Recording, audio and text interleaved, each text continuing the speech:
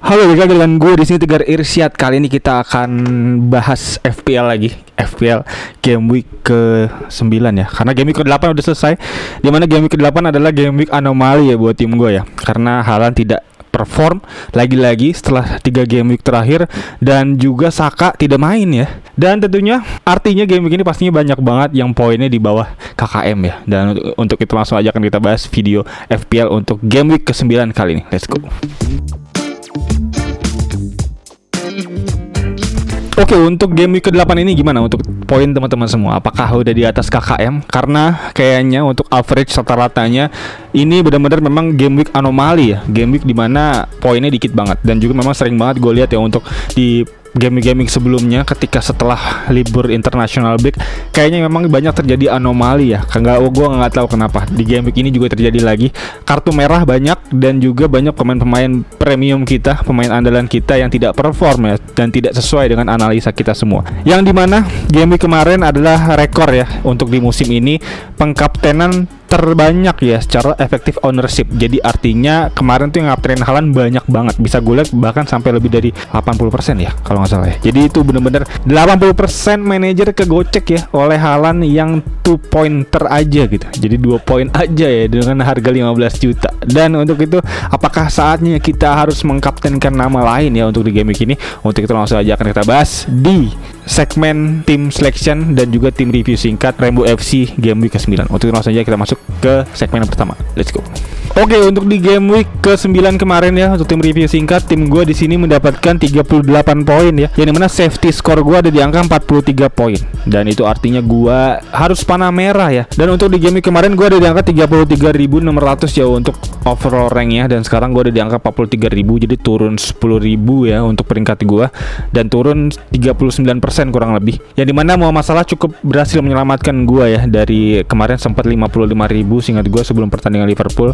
Jadi ini ya masih bisa gue bilang cukup oke lah tim gue ya. Karena memang game week kemarin memang cukup anomali gitu. Dan juga di game week ini, di game week ke-8 kemarin ini, bisa gue lihat ada Saka yang gak main nih, dimana Faes gue jadinya masuk. Cuman sayangnya Faes hanya dapat 1 poin aja. Dan juga selanjutnya Alexander Arnold dan Pedro Porro lagi-lagi 2 poin. 2 nama back premium gue ini gak bisa berhasil mengangkat poin gue.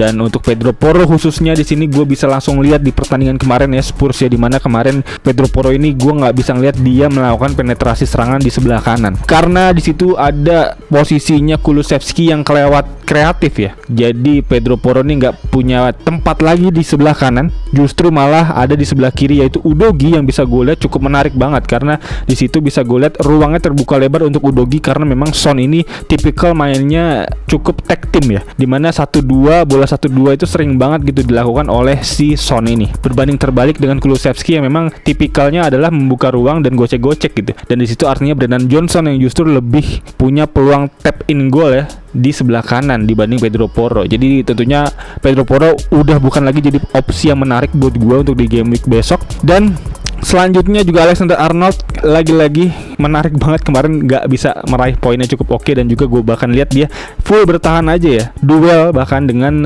Sancho dan juga Pedro Neto, dimana Pedro Neto gila kenceng banget larinya. Dan juga Alexander Arnold memang cukup kelabakan, tapi untungnya memang masih tetap bisa dihandle dengan baik oleh Arnold ya di pertandingan kemarin lawan Chelsea. Dan yang perlu gue perhatikan lagi, pertandingan Chelsea lawan Liverpool ini memperlihatkan bahwa Liverpool ini memang memiliki skema adaptif ya, skema yang memang cukup modern yang dibawa oleh Arne Slot. Gue cukup happy banget ngeliat Arne Slot bersama Liverpool di musim ini, yang dimana bisa kita lihat ya untuk Jurgen Klopp di musim lalu memang kelemahannya adalah transisi negatif yang seringnya gagal gitu ya untuk dipertahankan defense-nya. Tapi di situ bisa diperbaiki oleh Arne Slot, dimana di sini Arne Slot melihat tim secara keseluruhan dalam menyerang dan bertahan. Jadi kita nih lebih stabil sekarang Liverpool gitu untuk melihat skema pertandingan. Dan tentunya terbukti ya sesuai dengan kata-kata Arsene Wenger, jika mau menang kita main nyerang, kalau mau juara kita harus main bertahan. Dan itu adalah yang dipraktekkan oleh Arne Slot di musim ini. Jadi gua harap banget Liverpool sepertinya kansnya untuk bisa juara terbuka lebar banget gitu untuk di musim ini. Tapi sayangnya Alexander Arnold ini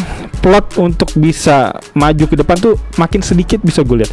Bahkan Arne Slot juga bilang ya, gue kutip langsung ya, dia bilang ke Alexander Arnold bahwa Alexander Arnold harus hati-hati, dia punya saingan baru yaitu Muhammad Salah yang juga cukup bermain baik sebagai right back. Wah gila ya, berarti si Muhammad Salah ini ditempatkan sebagai right back ya, lambat laun ya. Jadi artinya porsi Alexander Arnold mungkin akan semakin tersingkirkan kalau emang Liverpool memutuskan untuk bermain full bertahan, karena sempat kemarin di menit-menit akhir Arnold ini diganti ya oleh Joe Gomez, dimana Joe Gomez diplos sebagai center back kurang lebih kayaknya kemarin ya.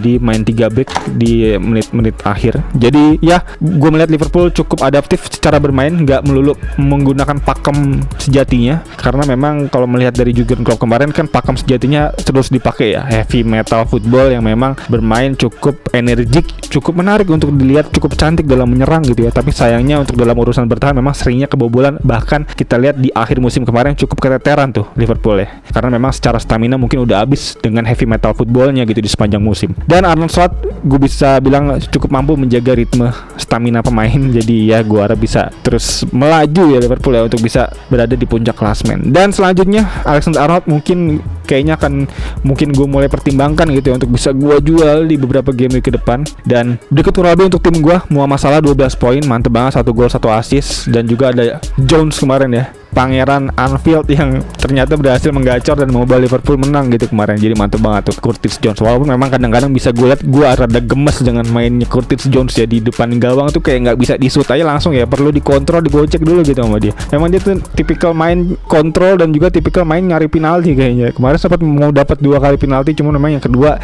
kena VAR ya, bisa kita lihat ya. Jadi ya Curtis Jones walaupun memang dari segala macam kekurangannya, tapi perlu kita apresiasi nih Curtis Jones di pertandingan kemarin lawan Chelsea. Dan selanjutnya Rodgers mencetak gol, mantap banget Rodgers mencetak gol lagi. Dan juga selanjutnya Vardy mencetak gol penalti, yang dimana ternyata secara evaluatif poin yang bisa gua bandingkan ya dengan nama-nama lain yang gua pertimbangkan di 3 game week terakhir, yaitu ada Raul Jimenez dan juga ada Delap. Vardy ini ternyata masih drop ya dibanding nama-nama tersebut ya. Seperti kemarin kita lihat Raul Jimenez mencetak gol lagi gitu ya. Sorry, mencetak assist ya, mencetak gol atau assist, gol ya kemarin. Jadi kayaknya gua akan mulai pertimbangkan untuk Vardy gue jual juga di game week 9 besok. Dan untuk itu langsung aja akan kita lihat untuk tim selection gue, karena gue melakukan jumbo transfer ya, 3 transfer, dan kira-kira siapa aja nama-nama yang gue transfer. Untuk itu langsung aja kita masuk ke segmen berikutnya untuk tim selection. Let's go. Oke, kita mulai dulu dari pemain bertahan ya, dimana di sini kiper gue masih menggunakan Raya, dan 3 back bertahan gue di sini ada nama baru yaitu Udogie, dimana sesuai dengan analisa gue tadi di tim review, Udogie ini memang bermain cukup aktif menyerang di sebelah kiri bersama dengan Son kemarin ya. Jadi gue cukup tertarik untuk bisa memasukkan dia dengan harga yang lebih murah tentunya dibanding Pedro Porro yang tidak ikut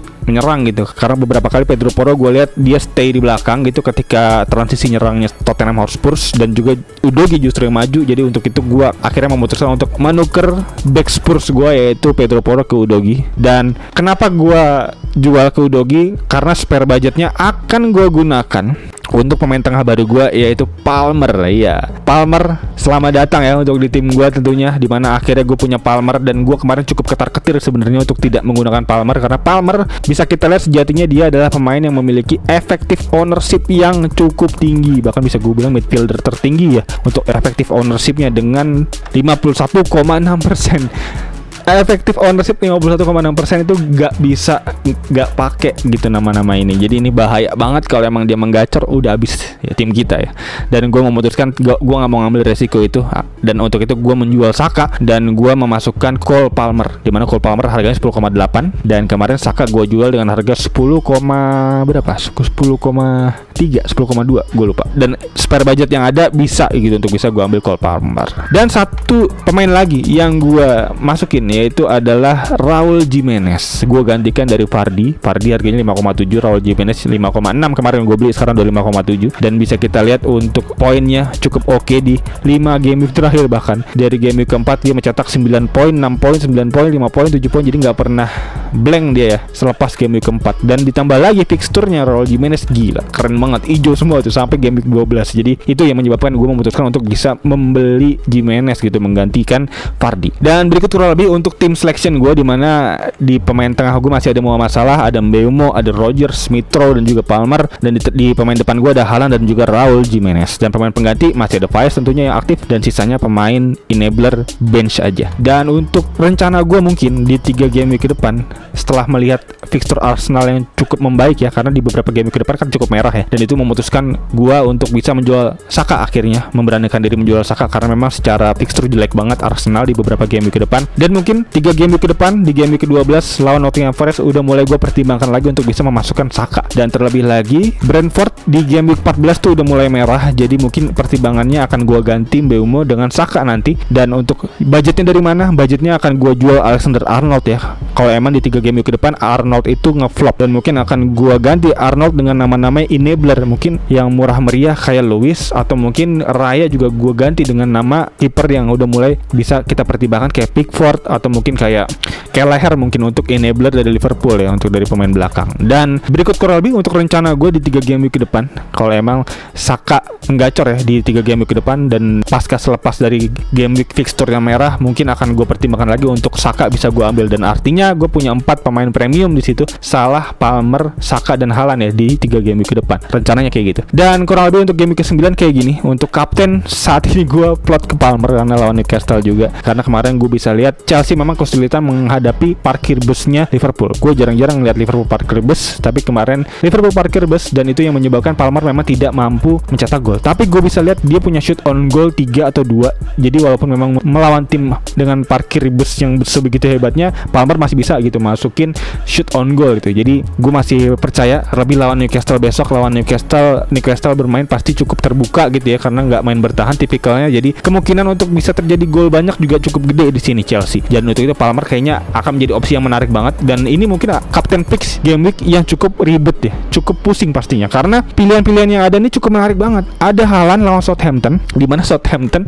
bisa kita tahu ya dia kapan terakhir kali menang, gue juga lupa gitu. Jadi benar-benar bisa menjadi opsi yang menarik banget untuk diambil lawan-lawannya. Dan terlebih lagi besok lawan Haaland. Dan mungkin untuk pertimbangannya untuk bisa gue kaptenin Haaland ini dari potensi Kevin De Bruyne yang bisa main apa enggak gitu. Kalau Kevin De Bruyne bisa main, gue kemungkinan besar akan kaptenin Haaland. Tapi kalau emang masih skemanya masih sama gitu kayak di game kemarin, mungkin Haaland akan gue kesampingkan untuk bisa jadi kapten. Dan selanjutnya Muhammad Salah juga menarik banget, karena Muhammad Salah gue bisa lihat kemarin di Twitter atau di Instagram ya. Coba kita lihat dulu.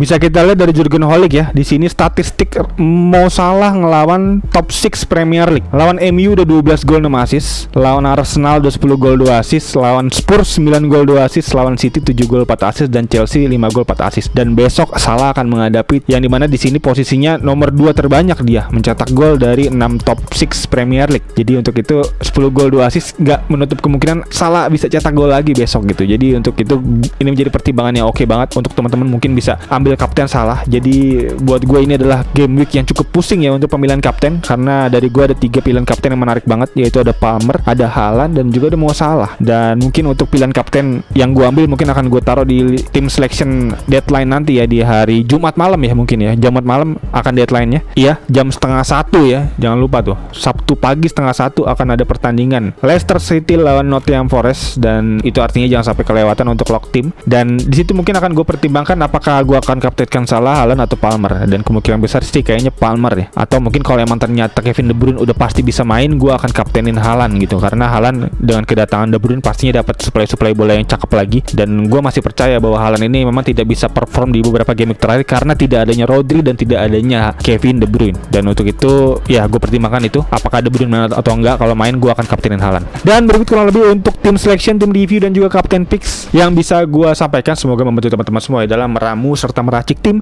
di game week ke-9 ini. Dan juga semoga kita tetap menggacor ya di game week ke depan, dan dimana juga semoga kita tetap terus bisa naik gitu di perolehan overall rank dunia. Dan untuk itu aja kayaknya untuk video kali ini. Sekali lagi thank you buat yang nonton, dan untuk teman-teman yang punya insight-nya atau mungkin punya pertanyaan, masukan, kritik untuk nama-nama lain mungkin yang terlewat dari gue, bisa feel free banget langsung aja tulis di kolom komentar di bawah untuk nama-nama lain, dan mungkin bisa kita diskusikan ya dengan teman-teman manajer lainnya di kolom komentar di bawah. Dan kayaknya itu aja. Sekali lagi thank you buat yang nonton. As always seperti biasa gue Tegar Irsyad.